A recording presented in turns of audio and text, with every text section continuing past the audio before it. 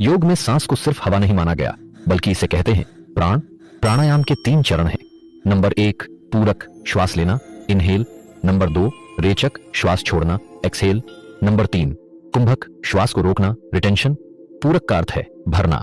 जब हम श्वास को अंदर लेते हैं तो हम अपने शरीर, मन और ऊर्जा तंत्र को प्राण से भरते हैं। पूरक प्राणायाम की वह अवस्था है जब व्यक्ति गहराई से, धीरे और पूर्ण रूप से सांस अंदर खींचता है। इसे पूर्ण योग श्वास भी कहा जाता है, जिसमें निचले पेट से लेकर छाती और गले तक पूरा फेफड़ा प्राण से भरता है। यह नाड़ी शुद्धि का पहला कदम है।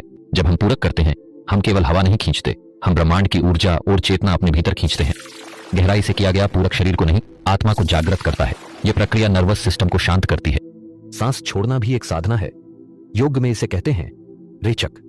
रेचक का अर्थ है निकालना या शुद्ध करना। यह वह प्रक्रिया है जिसमें हम धीरे धीरे श्वास को बाहर निकालते हैं, सिर्फ हवा नहीं, तनाव, भय, भ्रम और नकारात्मक ऊर्जा को भी। रेचक श्वास को धीमा करके मन को शांत करता है और नाड़ियों को शुद्ध करता है, नाड़ी शोधन, जिससे इड़ा और पिंगला संतुलित होती है।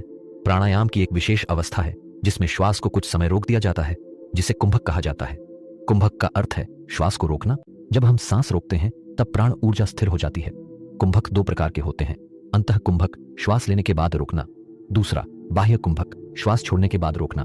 श्वास के द्वारा नाभि में प्रवेश करना मानो चेतना को मूल स्रोत से जोड़ना है। आधुनिक विज्ञान भी मानता है नाभि के पीछे एक विशाल न्यूरोप्लेक्सस होता है, जिसे सेकंड ब्रेन कहा जाता है। जब आप श्वास को नाभि में केंद्रित करते हैं तो यह क्षेत्र संतुलित, सक्रिय और शांत हो जाता है। शुरू में आपको कुछ महसूस नहीं होगा, लेकिन जब लगातार इस विधि को करते हैं, आपको लगेगा कि आपकी नाभि से एक ऊर्जा की लहर उठ रही है।